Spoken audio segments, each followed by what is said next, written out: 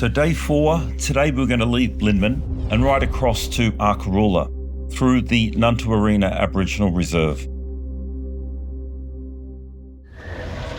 We loaded up, hit town for some breakfast, and then hit the road.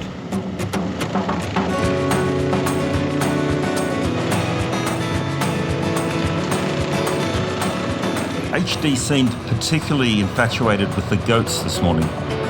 Oh, look at the little tiny!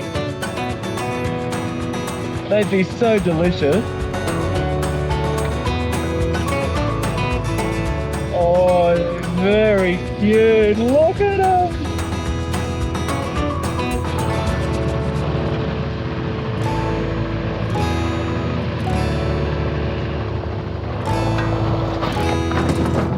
Perhaps a tad too distracted. Good morning.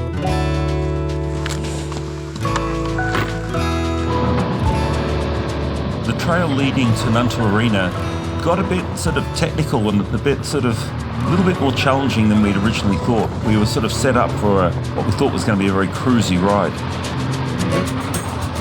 Oh, wow.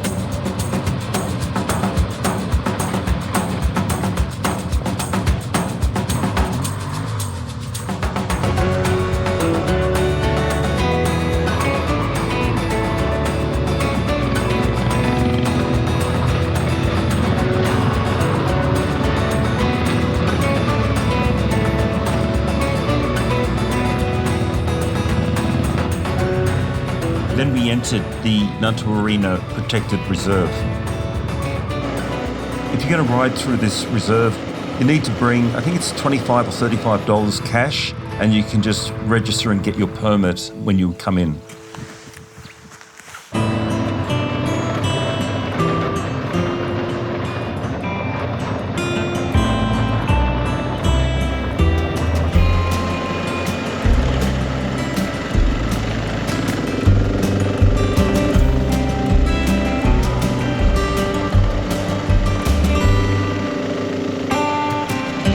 The riding was quite fast. It wasn't at all technical in this reserve. And it was beautiful, wide open spaces.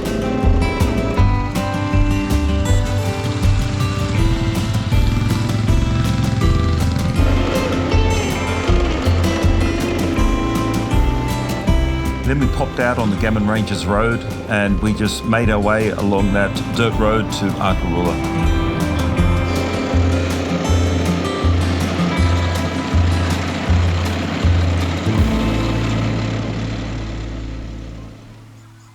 We stayed in Arkaroola village, and our plan for day 5 was just to ride some of the local tracks in the area. We went down to Stubbs Waterhole, did the Mount Jacob BackTrack, and then station BackTrack, including a nasty little climb up to Frome Lookout.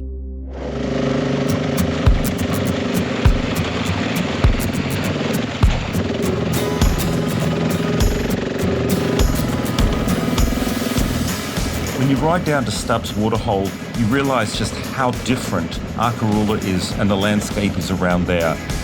It's different from the rest of the Flinders. It's red, it's more mountainous, and it just has a different type of beauty.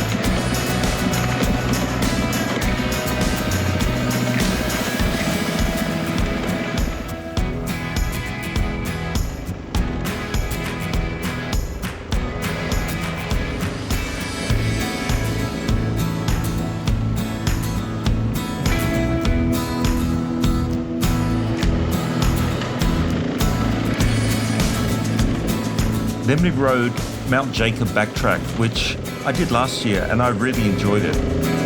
It's a beautiful ride with some lovely hills and some incredible views.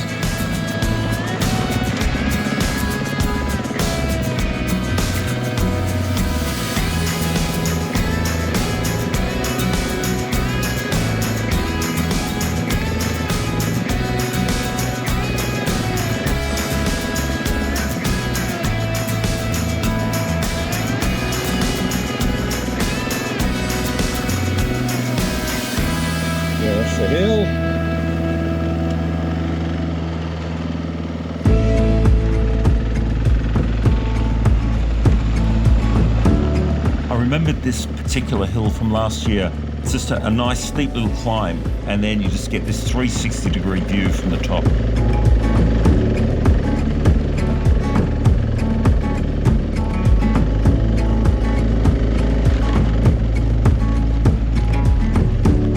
Yeah, they do. Just pause up here.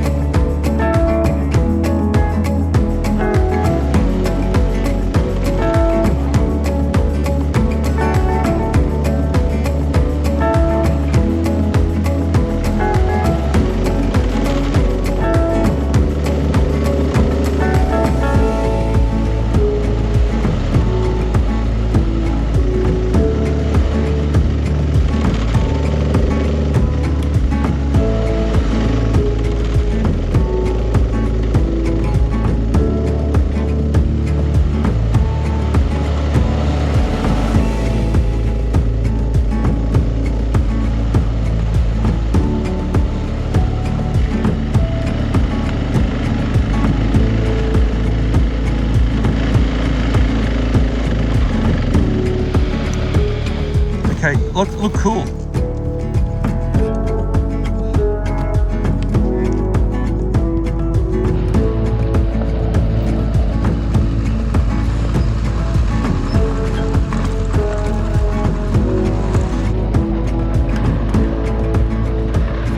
Oh, wow.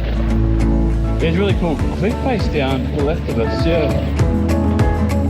Kind of feel like you're on a smooth hill, but it's death to the left. If I were to summarise riding around Arkaroola in 3 words, I'd say it's beautiful, it's hilly, and it's rocky. It's very rocky.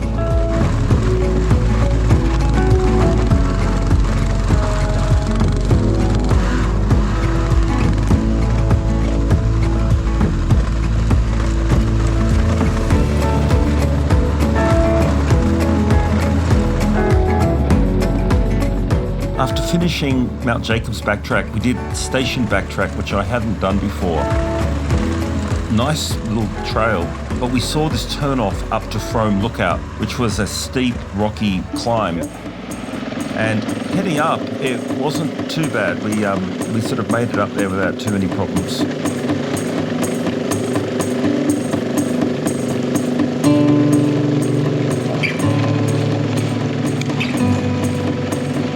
Easy quadruped.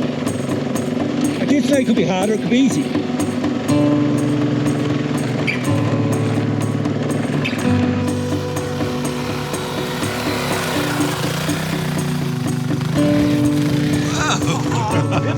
And once we're at the top, we were rewarded with just beautiful, beautiful views.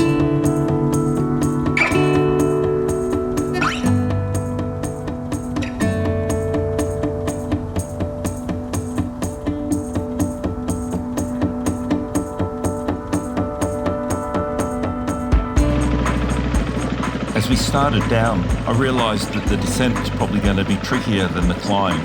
There were some big, loose rocks, and it was steep.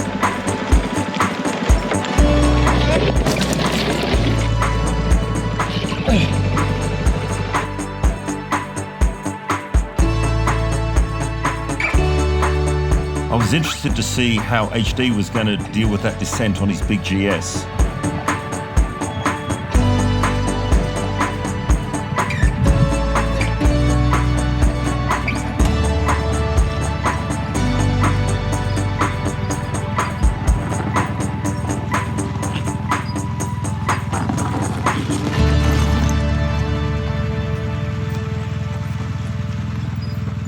And HD clearly had more skills than I did. He did it with ease.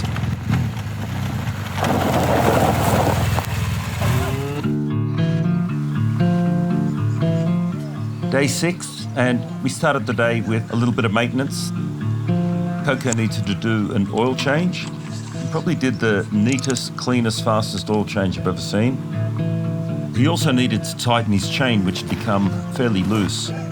Unfortunately, it looked like Coco was at the end of his adjustment on the chain.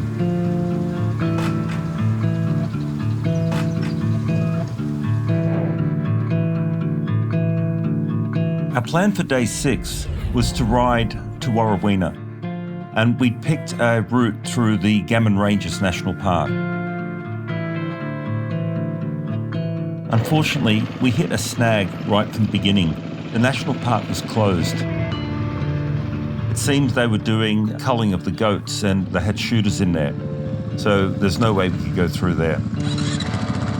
So we decided to just head south and go back along the Gammon Ranges Road.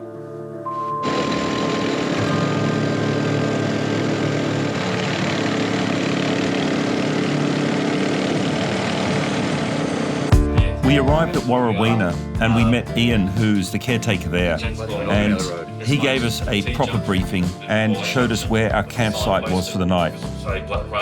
We'd arranged a campsite which was about 12 kilometres away, but it was apparently one of the best campsites in Waraweena. Yeah, and it's a really, really nice camp. It's the last kilometre's a bit sketchy and head out towards Alpana. The 12-kilometre ride out to the campsite was quite nice.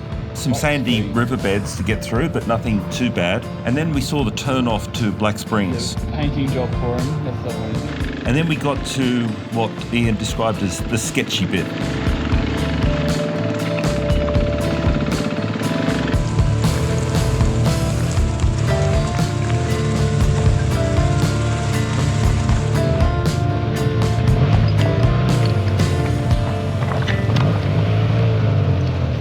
But the sketchy bit was well and truly worth it, because when we got to our campsite, Oh, look at that. it was idyllic.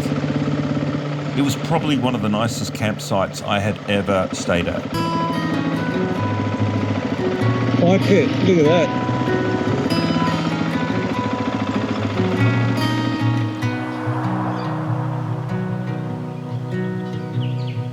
This is my 4-bedroom tent that I brought.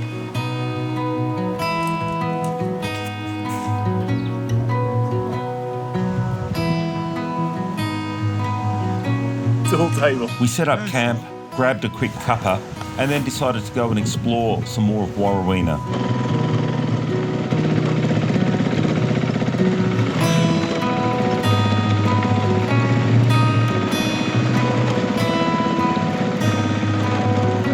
Yeah, we've got plenty of time. We have plenty of time. We rode out to Mount Hack and just decided to relax and chill out and enjoy the view for a while.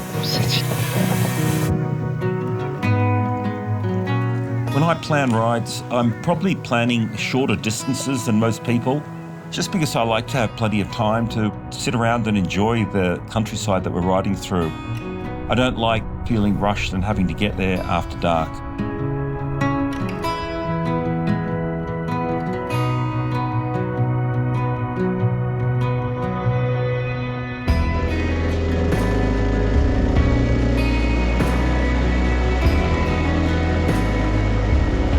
With our bikes unloaded, we had an absolutely beautiful ride back through the sketchy riverbed, and I realised that these are the types of tracks that I really love riding. I prefer the more technical type of riding rather than just flat dirt roads, and especially being on the 701, it's just a perfect bike for this type of riding.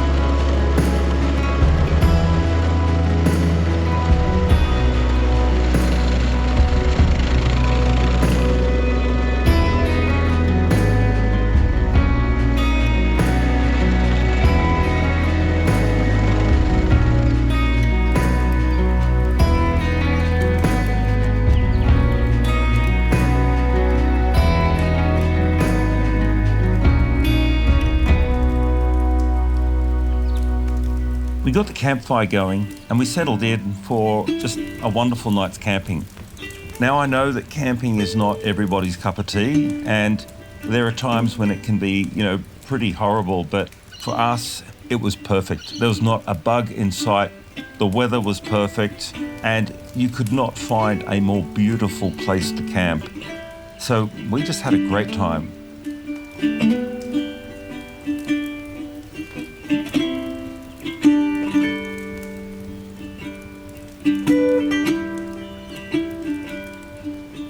While I like a hot shower and a comfortable bed as much as anybody, I don't know, there's something special about camping off the motorbike in beautiful remote spots.